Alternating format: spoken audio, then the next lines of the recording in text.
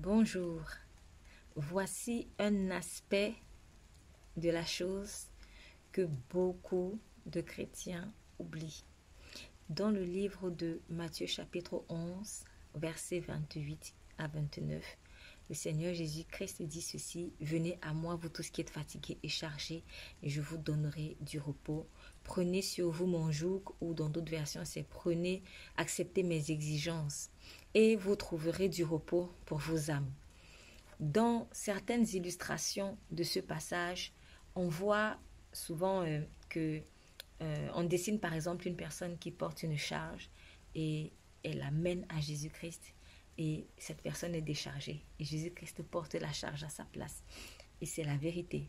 Seulement, je n'ai pratiquement jamais vu, ou très rarement vu, mais honnêtement, je n'ai pratiquement jamais vu des illustrations où maintenant la personne va porter le joug de Jésus-Christ en retour. C'est-à-dire qu'une fois qu'elle a déposé son fardeau, elle porte maintenant le fardeau de Jésus-Christ. Alors que c'est ce que Jésus dit dans le verset 29 tout à la suite. « Et prenez sur vous mon joug, et alors vous trouverez le repos pour vos âmes. » J'ai une pensée vraiment pour des personnes qui sont en train de prier pour des choses, qui se sentent chargées, qui se sentent fatiguées.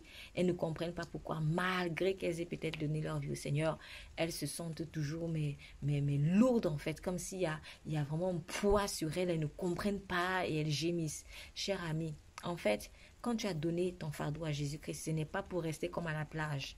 Quand tu as donné ton fardeau à Jésus-Christ, ce n'est pas pour vivre ta vie comme tu veux. Quand tu as donné ton fardeau à Jésus-Christ, tu dois maintenant porter son fardeau à lui. Pourquoi? Parce que la nature a horreur du vide. Si tu ne portes pas le fardeau de Jésus, tu vas porter le fardeau de qui? De l'autre. Oui, la nature a horreur du vide. Tu dois forcément porter un fardeau. Ça ne va pas être le tien propre, celui que tu t'es fabriqué. Ça ne devrait pas être celui que le diable t'a imposé, mais ça devrait être celui de Christ Jésus. Donc, tu as envie de repos, tu as envie de libération.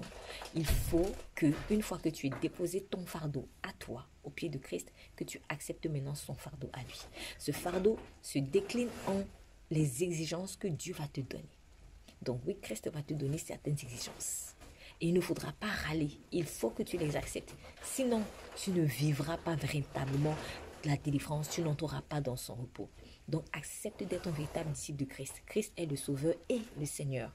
Se décharger de ses fardeaux, c'est l'aspect Sauveur. Maintenant, porter le fardeau de Christ, c'est l'aspect Seigneur. Donc, à toi de faire le bon choix. Sois béni.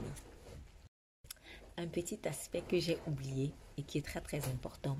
Le fardeau de Christ, généralement, il tourne autour du fardeau des âmes.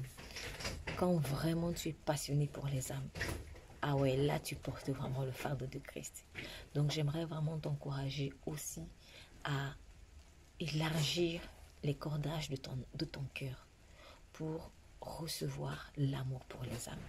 Tu n'es pas sauvé pour toi-même, tu es sauvé pour donner du pain aux âmes. Et Christ va écarteler ta vie. Il va briser des choses qui ne sont pas saines en toi pour que tu puisses vraiment aimer les âmes de son amour. Il ne s'agit pas d'aimer les âmes pour que les gens t'aiment en retour. Parce que souvent, c'est ce qu'on cherche au fond de notre cœur.